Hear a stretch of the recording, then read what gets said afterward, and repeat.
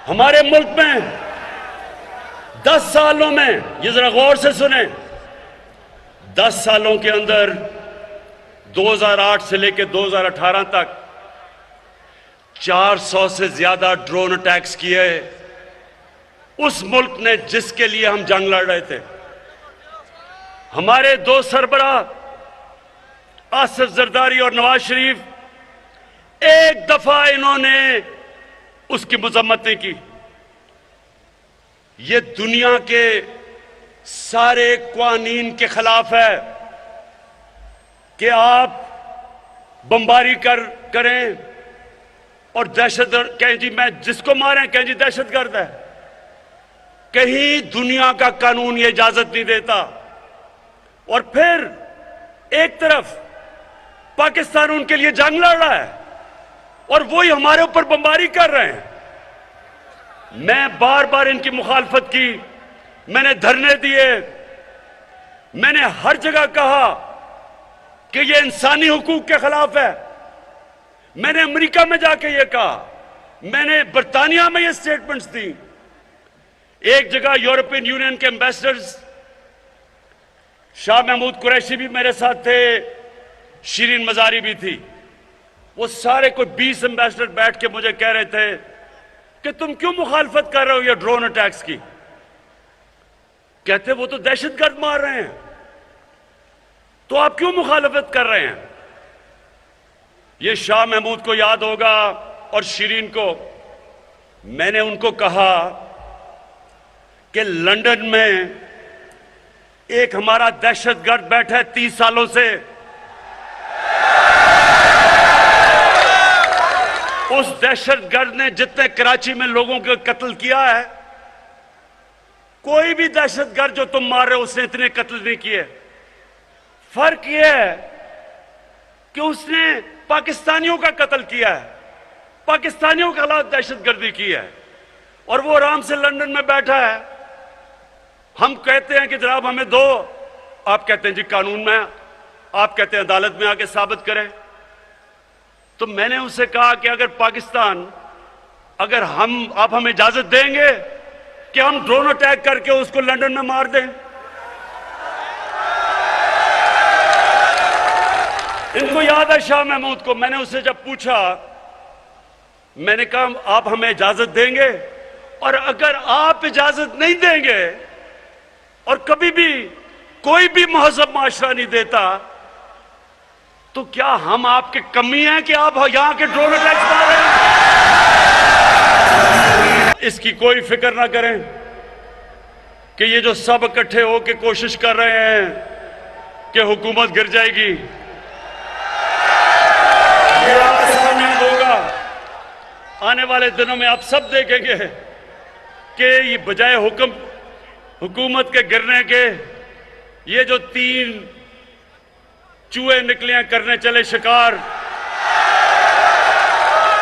इन तीनों का इंशाल्लाह आप शिकार होते देखेंगे कि मुल्क के नामवर करप्ट लोग, मुजरिम, अदालतों में जिनके केस, वो जब सब खड़े होके एक तरफ कोशिश करते हैं कि मुल्क की रियासत को गिराने के लिए, पैसा चलाने के लिए, लोगों को खरीदने के लिए, चोरी के पैसे से लोगों के जमीर खरीदने के लिए, तो रियासत की जिम्मेदारी होती है इसके खिलाफ आवाज बुलंद करना, अवाम की जिम्मेदारी होती है, अदलिया की जिम्मेदारी होती है, इलेक्शन की जिम्मेदारी होती है। कौम मुकाबला करती है इसका। मैं नौजवानों मगरिब में अपना बड़ा टाइम गुजारा क्रिकेट की वजह से। आप यकीन करें कि उनकी जमहूरियत के अंदर किसी की जुर्रत नहीं हो कि वो किसी एमपी के ऊपर, मेंबर ऑफ पार्लियामेंट का जमीर खरीदने की कोशिश करे। उनकी जुर्रत नहीं होती, ना एमपी की, मेंबर पार्लियामेंट की जुर्रत होती है बिकने की, क्योंकि उन्हें पता है कि वो माशरे में नहीं अपनी शक्ल दिखा सकेंगे। एक नौजवानों ये जरा गौर से सुने, ये सारी जिंदगी बातें आपको काम आएंगी। अमेरिका के अंदर एक बड़ा अमीर आदमी था, उसका नाम बर्नी मैडॉफ था, बहुत अमीर आदमी था, सारे बड़े बड़े लोग उसको जानते थे, फिल्म स्टार वगैरह सब जानते थे। वो करप्शन में पकड़ा गया। अब नौजवानों ये सुनो उससे हुआ क्या। जब वो करप्शन में पकड़ा गया, उसके बड़े बेटे ने खुदकुशी की। उसका जो दूसरा बेटा था वो घर से ना निकला और अब घर बैठा बैठा ही मर गया बीमारी में। उसकी बीवी ने तलाक दी, उसकी बहन और उसके खामद ने खुदकुशी की। क्यों? क्योंकि उनको पता था कि माशरे में उनकी जगह खत्म हो गई, कोई घर नहीं उनको बुलाएगा, कोई उनके बच्चों से शादी नहीं करेगा। यह होता है खौफ। जब एक कौम अमर बिल मारूफ पे खड़ी होती है, खौफ होता है लोगों को कि माशरा क्या कहेगा। तो मैं इसलिए रहमतुल्लिल आलमीन अथॉरिटी बनाई कि हम अपने बच्चों को पढ़ाएं, स्कूल के अंदर बच्चों को सीरत नबी से पढ़ाएं, यूनिवर्सिटी में रिसर्च करवाएं, इसके ऊपर डिबेट्स करवाएं, मुल्क का कैरेक्टर बनाएं। एक जब मदीना की रियासत खड़ी हुई थी तो हमारे नबी सल्लल्लाहु अलैहि वसल्लम ने उनका कैरेक्टर, उनको लोगों को उठा दिया था, इखलाकियात उठा दी थी। और इसलिए एक तो ये वजह है कि मैंने ये अथॉरिटी बनाई कि सीरत नबी की सीरत बच्चे बच्चे को पता हो, फिर वो जो मर्जी करना चाहता है करे, लेकिन हम अपनी रियासत, अपने लोगों में शऊर पैदा करें कि उनको पता तो चले कि ये मुल्क बना क्यों था। हमने तो एक मिसाल बनी थी दुनिया में कि एक मिसाली इस्लामी रियासत क्या होती है। ये तो इलामा इकबाल की सोच थी। तो मैं सबसे पहले ये कहना चाहता हूं कि मैं 25 साल पहले जब सियासत शुरू की थी तो मैं इसलिए नहीं आया था कि टमाटर की क्या कीमत है और आलू की क्या कीमत है। मैं इसलिए आया था कि मैं पाकिस्तानियों को एक कौम बनाना चाहता था। मैं देखा कि कैसे कायदे आजम के बाद आहिस्ता आहिस्ता हमारी कौम दुनिया में उसका वकार गिरता गया। मैंने देखा कि कैसे आहिस्ता आहिस्ता हमारे जो हुक्मरान थे उनको पता ही नहीं था कि मुल्क बना क्यों है। कायदे आजम के बाद कभी भी कोई ऐसी लीडरशिप नहीं आई जिसने लोगों को बताया कि ये मकसद क्या था। जब पाकिस्तान बनने का ये नारा लगा था कि पाकिस्तान का मतलब क्या,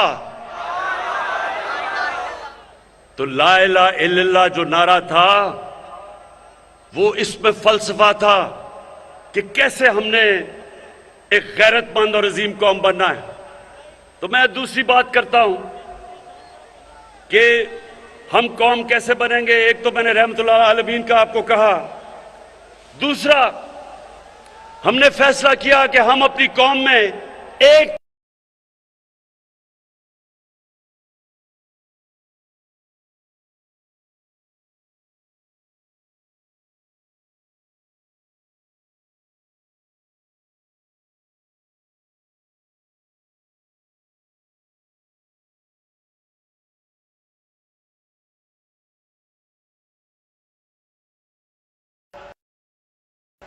तो मैं दूसरी बात करता हूं कि हम कौम कैसे बनेंगे। एक तो मैंने रहमतुल्लाह आलमीन का आपको कहा, दूसरा हमने फैसला किया कि हम अपनी कौम में एक तालीमी निसाब लेके आएंगे।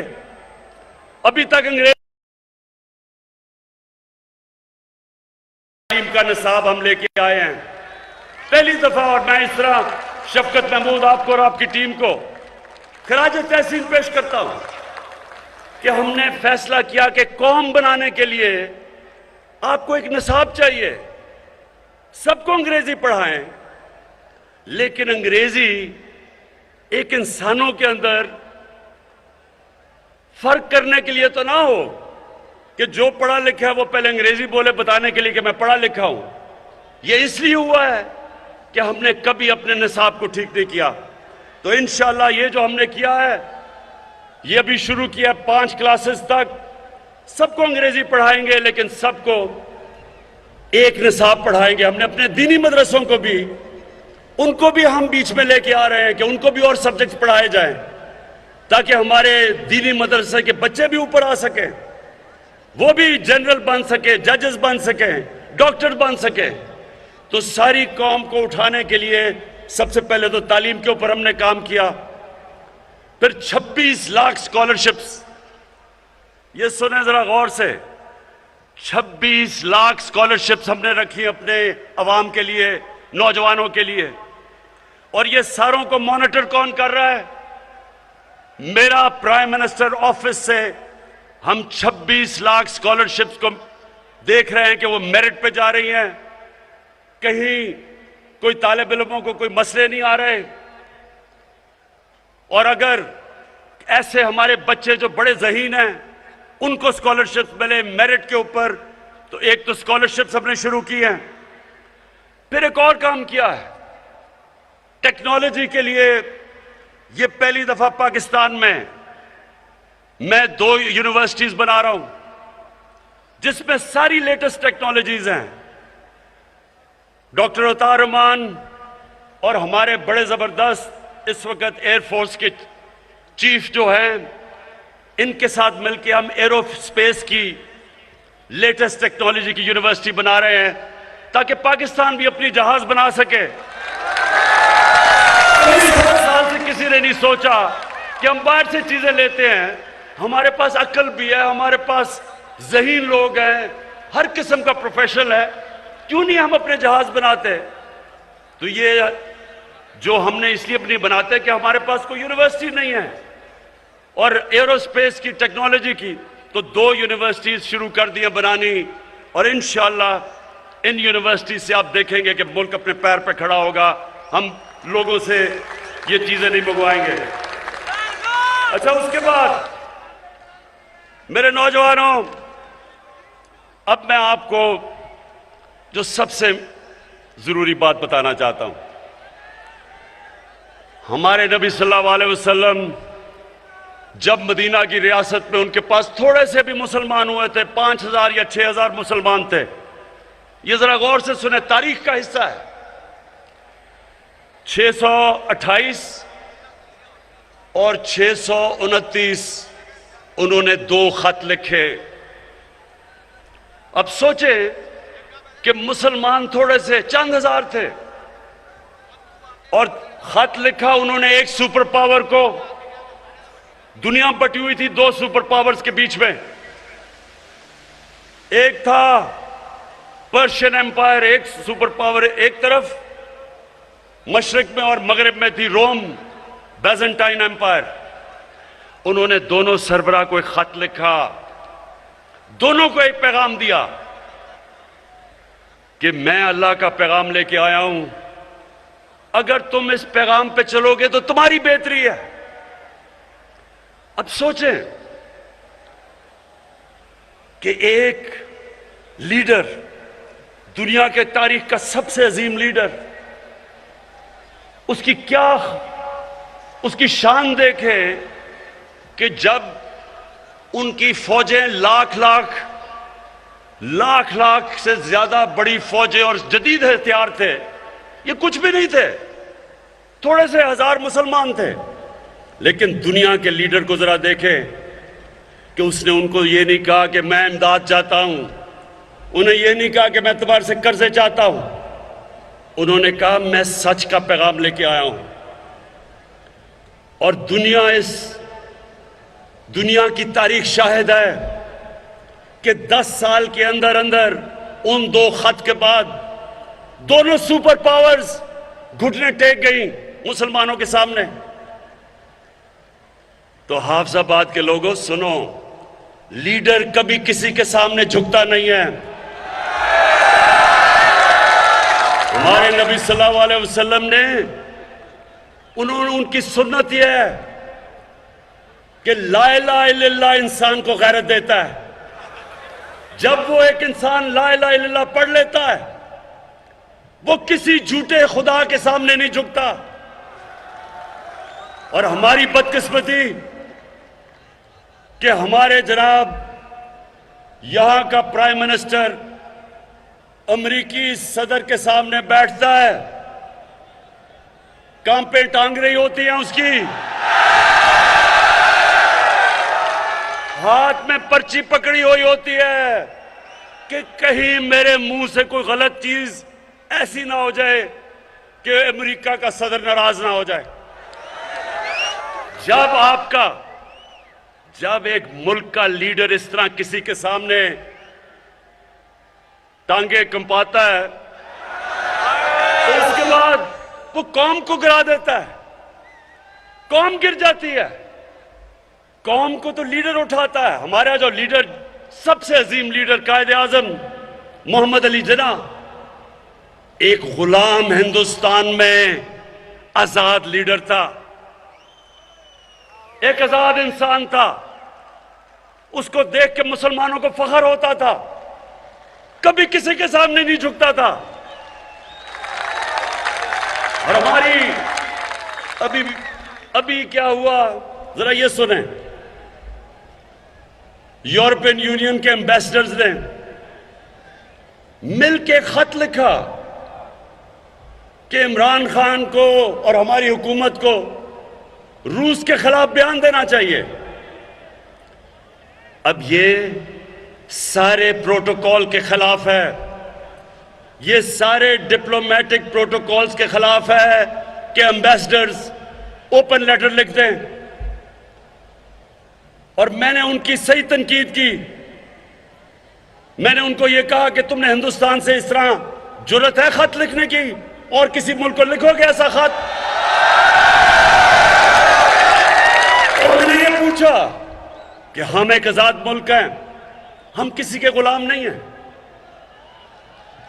हमारे यहां, अब ये सुने, पहले तो 2-3 लोगों की स्टेटमेंट्स आ गई। फजल रहमान ने कहा जी बड़ा इमरान खान ने बड़ा जुल्म कर दिया।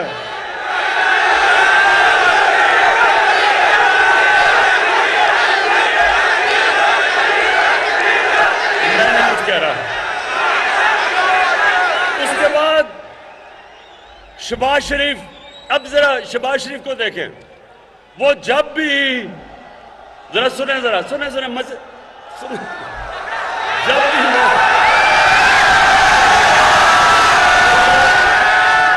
आप देखते होंगे जब वो कोई बाहर का एम्बेसडर गोरा आता है उसके सामने, तो वो जल्दी से अपनी टाई कमीज पहन के ना तो अपना सूट पहन लेता है कि सर मैं भी आप ही की तरह हूं। और फिर वो कहता है कि जी ओहो इमरान खान ने बड़ा जुल्म कर दिया, कि यूरोपियन अंग्रेजों की उन्होंने तनकीद कर दी। उसके बाद कांपे टांग रही। बिलावल कहता है कि ओहो इमरान खान ने पाकिस्तान पे जुल्म कर दिया। मेरे पाकिस्तानियों जरा गौर से सुने, मैं इन सबसे बेहतर मगरब को जानता हूं।